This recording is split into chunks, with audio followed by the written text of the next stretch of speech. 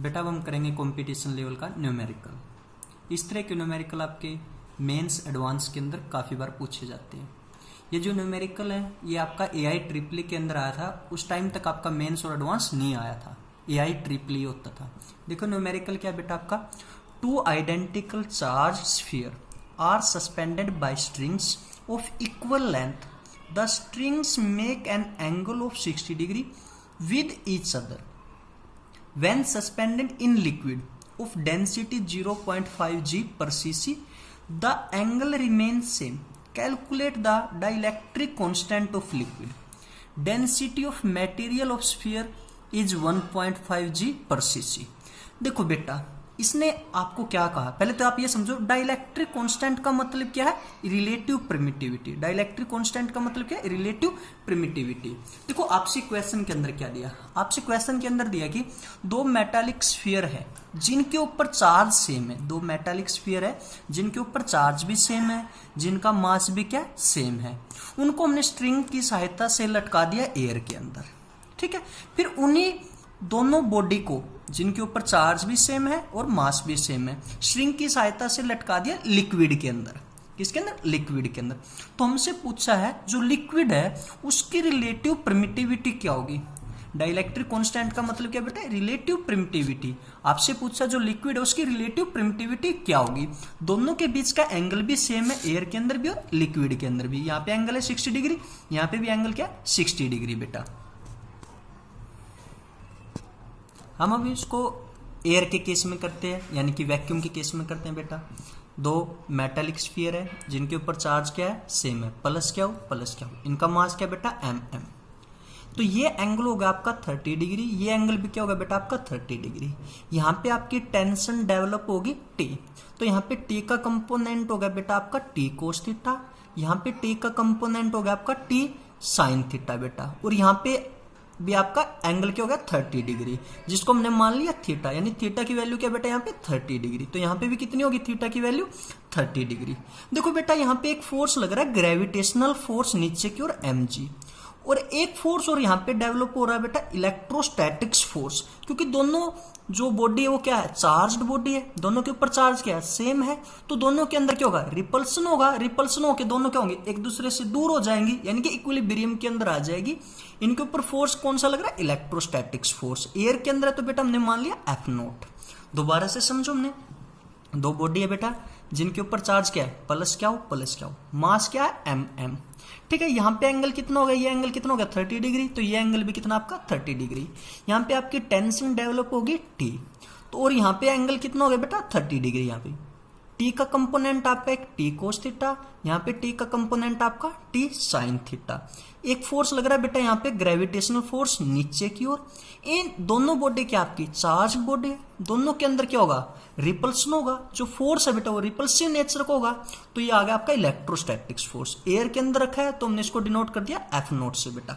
देखो अब आपका थीटा क्या बेटा 30 डिग्री, तो T साइन थीटा किसके बराबर आ गया बेटा आपका, T साइन थीटा आ गया आपका F0 के बराबर, और T कोस थीटा आ गया बेटा आपका mg के बराबर। देखो T साइन थीटा किसके बराबर आ गया आपका F0 के बराबर, T कोस थीटा आ गया बेटा mg के बराबर। अब हम क्या करते हैं, T sine theta by T cos theta, T से T कैंसिल हो गया आपका, F0 बाय mg आ गया। Sign theta by cos theta होता आपका टेंजेंट थीटा बेटा, तो आपके टेंजेंट थीटा आ गया F0 बाय mg। देखो बेटा अब हमने वो मेटालिक स्फीयर लिया जिसका वॉल्यूम क्या है V, जिसकी डेंसिटी क्या है सिग्मा।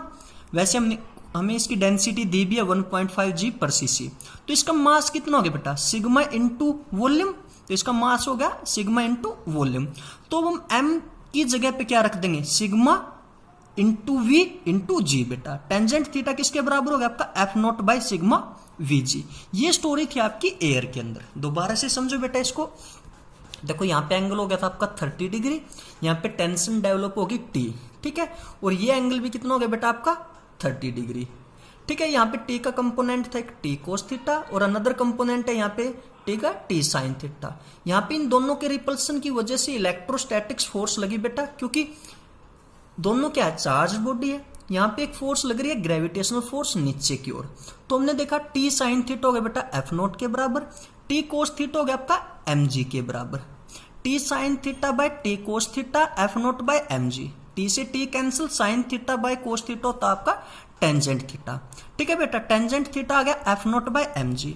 जो में मेटालिक स्फीयर हमें पता है उसका वॉल्यूम क्या है v, उसकी डेंसिटी क्या है सिग्मा, वैसे उसकी डेंसिटी की वैल्यू में दी भी है, तो मास क्या होगा बेटा इसका sigma into volume, density into volume, तो हमने m की वैल्यू यहाँ पे रख दी। ये सारा केस था आपका एयर का बेटा।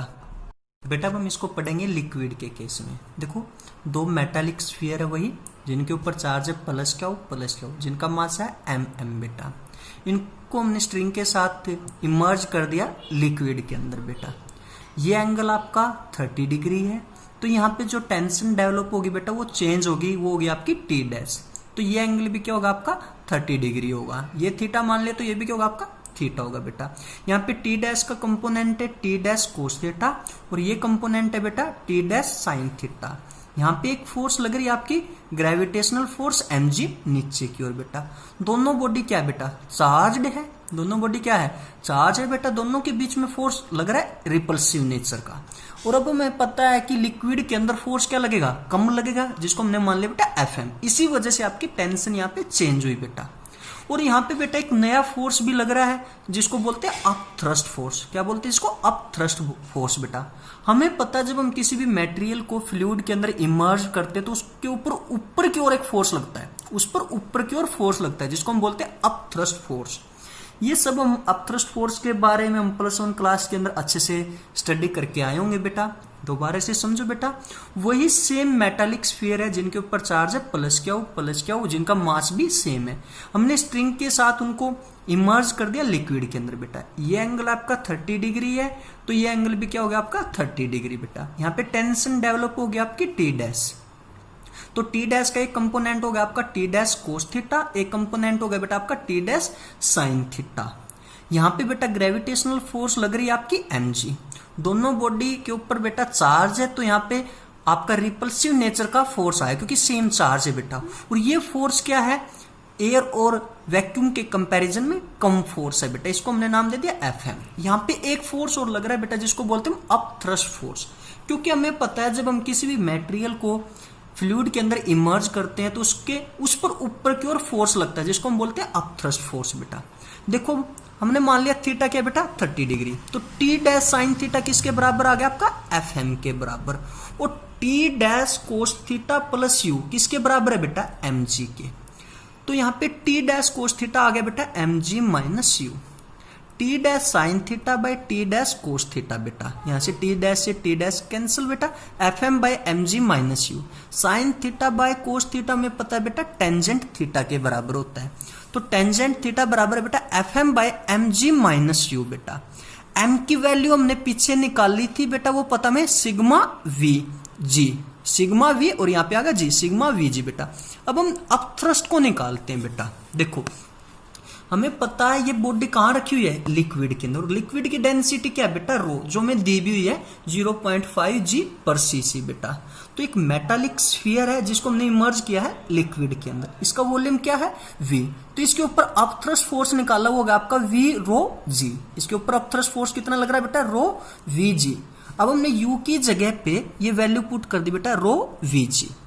अब हमें पता है जो एयर के अंदर हमारा फाइनल रिजल्ट आया था बेटा वो था F naught by sigma V G, और आपका लिक्विड के अंदर है बेटा ये दोनों को हमने इक्वल रख लिया, V G V G V G cancel out बेटा। तो बेटा यहाँ पे बच गया आपका F naught by sigma Fm by sigma minus rho बेटा। हमें पता सिग्मा की वैल्यू हमें दी हुई थी मेटालिक स्फीयर की डेंसिटी बेटा 1.5, और लिक्विड की डेंसिटी हमें दी हुई थी 0.5। यहाँ पे हमने सिग्मा की वैल्यू रखती 1.5, Fm बाई सिग्मा की वैल्यू 1.5 माइनस डेंसिटी दी थी हमें लिक्विड की 0.5 बेटा। यहाँ से आ गया आपका F नोट बाय 1.5 बराबर Fm बाय 1। यहाँ से हमने Fm की वैल्यू निकाली, फोर्स ऑन मीडियम निकाले बेटा, वो आ गया आपका F नोट बाय 1.5। यानी कि लिक्विड के अंदर जो फोर्स लग रहा है बेटा वो क्या है 1.5 यानी कि 1.5 टाइम्स कम लग रहा है। तो इसका मतलब क्या है जो आपका लिक्विड है उसकी रिलेटिव प्रिमिटिविटी क्या है, 1.5 टाइम्स ज्यादा है। उसकी रिलेटिव प्रिमिटिविटी क्या है बेटा, 1.5 टाइम्स ज्यादा है। दोबारा से समझो बेटा एक बार इसको। बेटा हमने दो मेटालिक स्फीयर को लिक्विड के अंदर रखा, इससे पहले हमने उसको एयर के अंदर रखा था। एयर के अंदर हमने निकाल लिया था, फोर्स था बेटा वो आया था आपके टेंजेंट थीटा की वैल्यू आई थी F0/σ Vg। फिर हमने इसी सेम मटेरियल को लिक्विड के अंदर रखा। यहाँ पे हमें पता है बेटा तीन तरह के फोर्स लग रहा है बेटा, एक अपथ्रस्ट फोर्स, एक आपका इलेक्ट्रोस्टैटिक फोर्स, एक ग्रेविटेशनल फोर्स।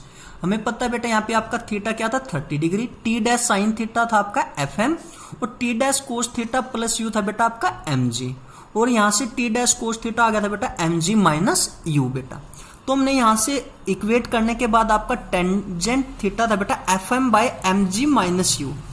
m की वैल्यू बेटा हमने पीछे निकाली थी एयर के केस में, वो थी आपकी सिग्मा v। तो यहाँ पे m की वैल्यू रखते हमने सिग्मा v और g, क्या हो गया सिग्मा vg। अब हम बात अपथ्रस्ट फोर्स निकालते हैं बेटा। हमने एक मेटालिक स्फीयर था जिसको इमर्ज किया था हमने लिक्विड के अंदर। लिक्विड की डेंसिटी थी बेटा आपकी रो, जिसकी वैल्यू हमें दी हुई थी। तो हमें पता है इसका वॉल्यूम क्या था v, तो अपथ्रस्ट फोर्स क्या हो गया बेटा इसके ऊपर वॉल्यूम रो g बेटा। अब हमने u की जगह पे ये वैल्यू पुट कर दी बेटा। हमारा एयर का केस था F0/σ Vg और लिक्विड के अंदर आया Fm/σ Vg minus rho Vg। Vg cancel out बेटा, तो आपका ये बच गया F0/σ Fm/σ माइनस रो बेटा। स्फीयर की डेंसिटी हमें दी हुई थी बेटा 1.5 और लिक्विड की डेंसिटी दी हुई थी हमें 0.5। ये वैल्यू हमने पुट कर दी बेटा।